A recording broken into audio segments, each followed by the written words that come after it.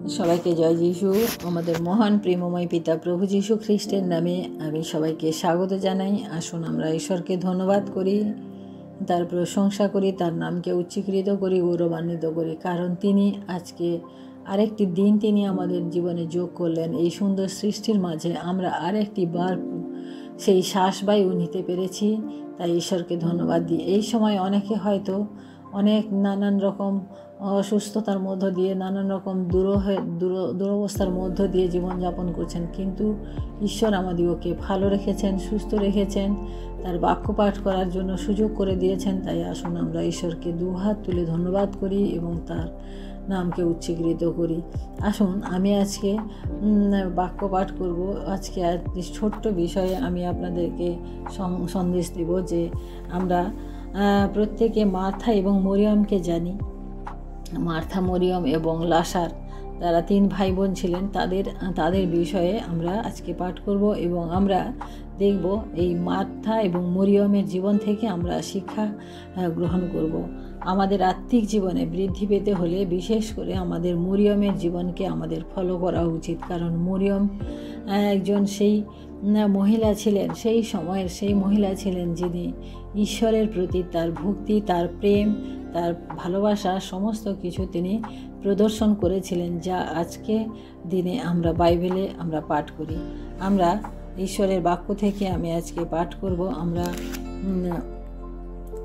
লূক লিখিত সুসমাচার আমি আপনাদের জন্য পাঠ করি। লূক লিখিত সুসমাচার তার 10 অধ্যায় 29 পদ আমি পাঠ করি আপনাদের জন্য। লূক লিখিত সুসমাচার 10 অধ্যায় 39 পদ আমি পাঠ করছি। এখানে ঈশ্বরের বাক্য বলে, মরিয়ম নামের তাহার একটি ভগিনী ছিলেন, যিনি প্রভুর চরণের নিকটে বসিয়া তাহার বাক্য শুনিতে লাগিলেন। আমরা এখানে দেখি এই লূক লিখিত সুসমাচার 10 অধ্যায়ে আমরা এখানে পাঠ করলে আমরা দেখব যে এখানে একটা ঘটনা রয়েছে। মার্থা প্রভু যিশুকে তার বাড়িতে নিমন্ত্রণ দিয়েছিলেন, আতিথেয়তা করার জন্য তিনি নিমন্ত্রণ দিয়েছিলেন, এবং প্রভু যিশু যখন তার গৃহে গেলেন তখন কি ঘটনা দেখি যে ওখানে মার্থা এবং মরিয়ম, লাসার 3 জন ছিলেন। এবং আমরা দেখি মার্থা তিনি মানে রান্নাঘরে মানে কিচেনে তিনি কি করছিলেন, প্রভু যিশুর জন্য তাকে সেবা করার জন্য, আপ্যায়ন করার জন্য তাকে তিনি কিছু রান্নাবান্না করছিলেন, কিছু কাজ করছিলেন, যাতে প্রভু যিশুকে তিনি সঠিকভাবে তিনি আপ্যায়ন করতে পারেন। আর মরিয়ম কি করলেন যে প্রভুর চরণের নিকটে বসিয়া তাহার বাক্য তিনি শুনতে লাগলেন। অর্থাৎ প্রভু যিশু সেখানে গিয়ে ঈশ্বরের বাক্য তিনি প্রচার করছিলেন, প্রথমত আমরা দেখি। এবং দ্বিতীয়ত দেখি যে মার্থা, মরিয়ম এবং লাসারও তার প্রভু যিশুর পাশে বসেছিলেন। কিন্তু আমরা দেখি যে মরিয়মকে আমরা দেখি এই 3 জন বেথেনিয়াতে থাকতেন।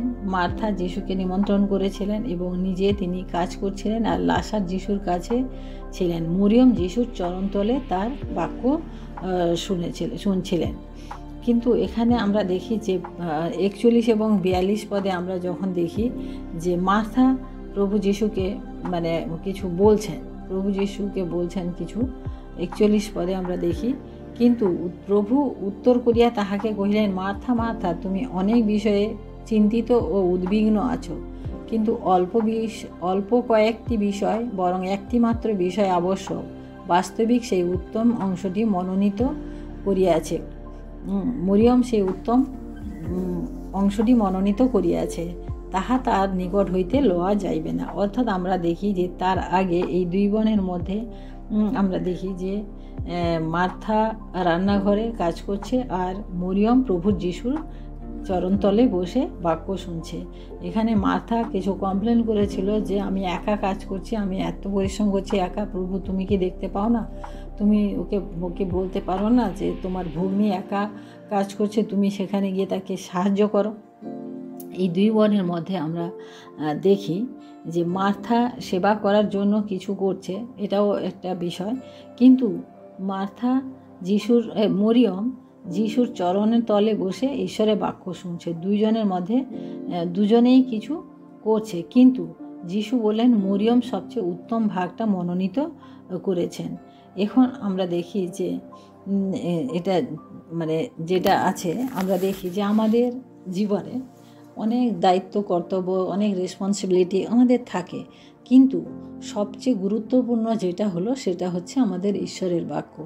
অর্থাৎ মরিয়ম যেটা করেছে, প্রভু যিশু এটা এখানে বলতে চেয়েছেন যে দায়িত্ব, কর্তব্য অনেক কিছুই থাকবে, কিন্তু ঈশ্বরের বাক্য শোনা। অর্থাৎ আমরা যখন প্রভু যিশুকে ইনভাইট করি, আমরা যখন প্রভু যিশুকে আমাদের হৃদয়ে ইনভাইট করি, তখন আমাদের অন্য বিষয়গুলির থেকে আমাদেরকে দূরে থাকতে হবে।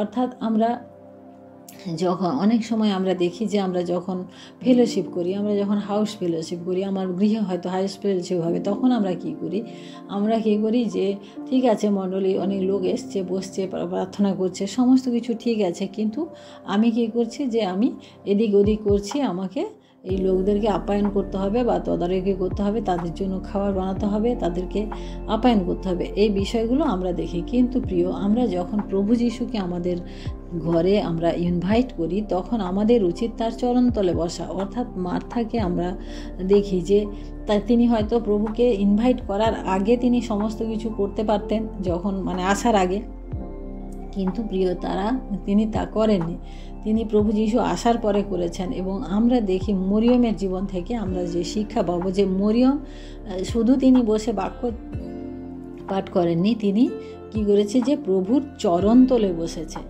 হ্যাঁ, মরিয়মের যে স্বভাব আমরা দেখি যে এখানে তিনি নিজেকে কতটা নম্র করেছেন বাক্য শোনার জন্য, সেটা আমরা দেখি যে তিনি নম্র হৃদয়। আমরা এখান থেকে যে বাক্যটি পাই, যে পয়েন্টটি আমরা এখান থেকে পাবো, সেটা হচ্ছে তিনি নম্রতার সহিত, অর্থাৎ ঈশ্বরের বাক্য আমরা যখন পাঠ করব বা ঈশ্বরের বাক্য যখন আমাদের শুনবো, তখন আমাদের জীবনে নম্রতা থাকা প্রয়োজন।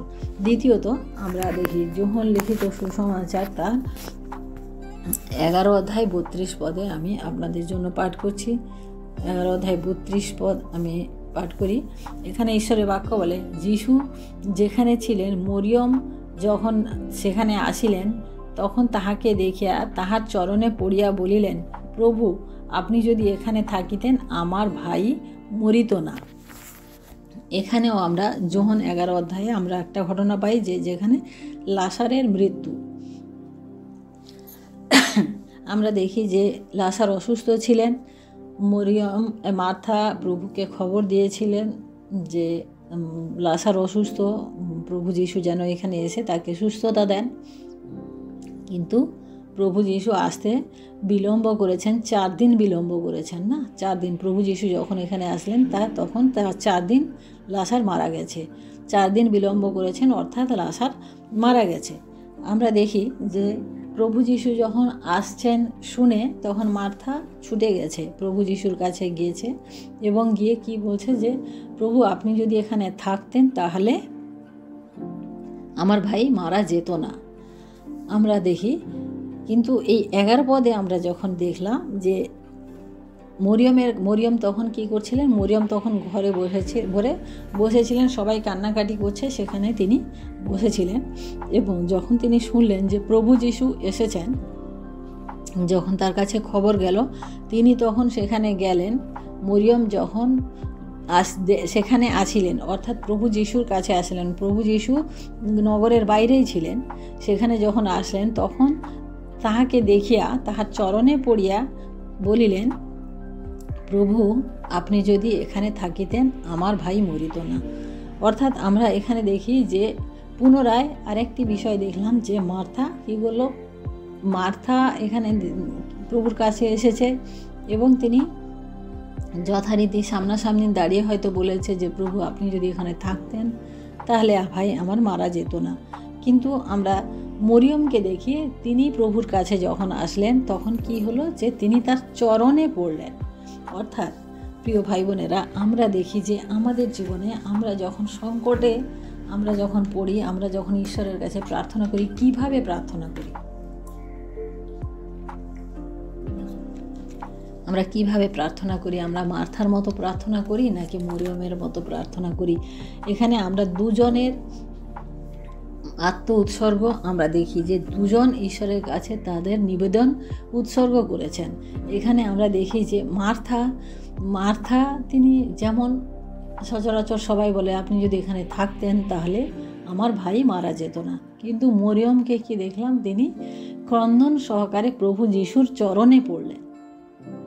অর্থাৎ প্রিয় ভাই বোনেরা, আমরা যখন প্রার্থনা নিবেদন করি ঈশ্বরের কাছে, আমরা যখন কোনো বিষয়ে আমরা প্রার্থনা করি, আমরা কিভাবে প্রার্থনা করি, আমাদের যে নম্রতা, আমাদের হৃদয়ের যে আমরা যে প্রার্থনাটা করি সেটা আমাদের উপর থেকে হয় নাকি আমাদের হৃদয় থেকে হয়, সেইটা আমাদেরকে জানার বিষয়। এখানে আমরা সেই শিক্ষা পাই যে মা মরিয়মের প্রার্থনা করার যে ধরন, মরিয়মের ঈশ্বরের সাথে কথা বলার যে ধরন, সেটা এখানে আমরা পাঠ করতে চেয়েছি। আমরা এটা আপনাদেরকে বোঝাতে চেয়েছি যে আমাদেরকে চরণে বসতে হবে, ঈশ্বরের চরণে বসতে হবে। আমরা অনেকে জানি, অনেক বড় বড় প্রার্থনা করি, আমরা অনেক বড় বড় ভাষায় কথা বলি, কিন্তু আমাদের হৃদয় এবং আমাদের মন আমরা যখন প্রভুর চরণে নিয়ে আসব, তখন আমাদের অনেক অসাধ্য সাধন আমাদের হবে, অনেক বড় বড় আমরা কাজ করতে পারবো, অনেক বড় বড় প্রার্থনার আমরা উত্তর আমরা পেতে পারবো। আমরা তৃতীয়ত দেখি যোহন 12 অধ্যায় 2 এবং 3 পদ আমি আপনাদের জন্য পাঠ করছি। এখানে ঈশ্বরের বাক্য বলে, তাহাতে সেই স্থানে তাহার নিমিত্ত ভোজ প্রস্তুত হইল ও মার্থা পরিচর্যা করিলেন, এবং যাহারা তাহার সঙ্গে ভোজনে বসিয়াছিল লাসার তাহাদের মধ্যে একজন ছিলেন। তখন মরিয়ম অর্ধশের বহুমূল্য জটামাংসির তেল আতর আনিয়া যিশুর চরণে মাখাইয়া দিলেন এবং আপন কেশ দ্বারা তাহার চরণ মুছাইয়া দিলেন। তাহাতে আতরের সুগন্ধে গৃহ পরিপূর্ণ হইল। এখানে আমরা দেখি যে এই বাক্য থেকে আমরা দেখি যে এখানেও সেই মার্থা, মরিয়ম এবং লাসারের গল্প। এখানেও আমরা দেখি যে সেই মার্থার গৃহে প্রভু যিশুর আগমন, সেখানে তাদের খাওয়া দাওয়া হচ্ছে। আমরা যে ঘটনাটা এখানে দেখি, বৈথেনিয়াতে প্রভু যিশু যখন আসলেন, তখন তাহাকে লাসারকে যখন মৃতগণের মধ্য থেকে তিনি উঠিয়েছিলেন, তারপরে আমরা এই ঘটনাটা দেখি যে সেখানে ভোজ প্রস্তুত হয়েছে এবং সেখানে সবাই খাওয়া দাওয়া করছে। মার্থা পরিচর্যা করছেন, মার্থা সবাইকে দেওয়া নেওয়া সমস্ত কিছুতে ব্যস্ত, এবং লাসারও খেতে বসেছেন, প্রভু যিশুও খেতে বসেছেন। কিন্তু মরিয়ম এখানে কি করেছে যে তার জটামাংসের বহুমূল্য জটামাংসী, অর্থাৎ সেই সময় এই তেল রাজা বাদশারা যারা রাজা তারাই ব্যবহার করতো এই জটামাংসের তেল, সেটা তিনি সংগ্রহ করেছিলেন মরিয়ম, এবং সেই তেল তিনি প্রভুর চরণে তিনি দিলেন, প্রভুর চরণে তিনি সেটা লেপন করলেন এবং তার কেশ দিয়ে তিনি তার চরণ মুছে দিলেন, পরিষ্কার করলেন। আমরা দেখি যে এই ঘটনাটা থেকে আমরা দেখি যে মার্থা তার সমস্ত সব থেকে বহুমূল্য যে জিনিস তার কাছে ছিল, সেটা তিনি প্রভুর চরণে তিনি দিলেন। অর্থাৎ এখানে আমরা দেখি যে উৎসর্গ করা, আমাদের হৃদয়কে, আমাদের হৃদয় থেকে আমাদের কি আমরা উৎসর্গ করি। আমরা জানি না, আমরা যখন মণ্ডলীতে যাই তখন কি হয়, একটা ব্যাগ আমাদের সামনে চলে আসে, আমাদেরকে কিছু সেখানে দিতে হয়। আমরা প্রত্যেকে জানি, আমরা ওই দান আমরা সবাই দিই, কিন্তু আমাদের সেই যে দেওয়া, এই দেওয়ার বিষয়ে আমরা এখানে মরিয়মকে দেখি যে তিনি সবসময় কী করলেন, চরণ তলে আমরা যাই দিই না কেন, আমরা যদি ঈশ্বরকে আমাদের হৃদয় থেকে আমরা প্রার্থনা সহকারে আমরা যদি দিই, তাহলে আমাদের সেই দান ডবল রূপে আমাদের জীবনে ফিরে আসবে। তাই আমরা এই মরিয়মের জীবন থেকে আমরা 3টি বিষয় আমরা দেখলাম, যে মরিয়মের নম্রতাকে আমরা এখানে দেখলাম, আমরা এখানে মরিয়মের সমর্পণকে দেখলাম, তিনি কিভাবে তিনি নিবেদন মানে প্রার্থনা নিবেদন দেখলাম। তৃতীয়ত আমরা কি দেখলাম? তার সমর্পণ, তার নিজের জীবনের সমস্ত কিছু, সমস্ত ভালো বিষয় তিনি কী করলেন? ঈশ্বরের সম্মুখে তিনি সমর্পণ করলেন। তো প্রিয় ভাই বোনেরা, আজকে আমরা যে শিক্ষা আমি এখান থেকে আমরা গ্রহণ করি বা যেটা পেতে থাকি, যে আমাদের বৃদ্ধির জন্য, আত্মিক জীবনে বৃদ্ধির জন্য আমাদের এই 3টি বিষয় আমাদের খুব ইম্পর্ট্যান্ট, আমাদের 3টি বিষয় খুব গুরুত্বপূর্ণ। আমরা আমাদের প্রথমত নম্রতা, দ্বিতীয়ত হচ্ছে আমাদের মানে প্রার্থনা, আমাদের নম্রতার সহিত প্রার্থনা, তৃতীয়ত আমাদের নম্রতার সহিত সমর্পণ।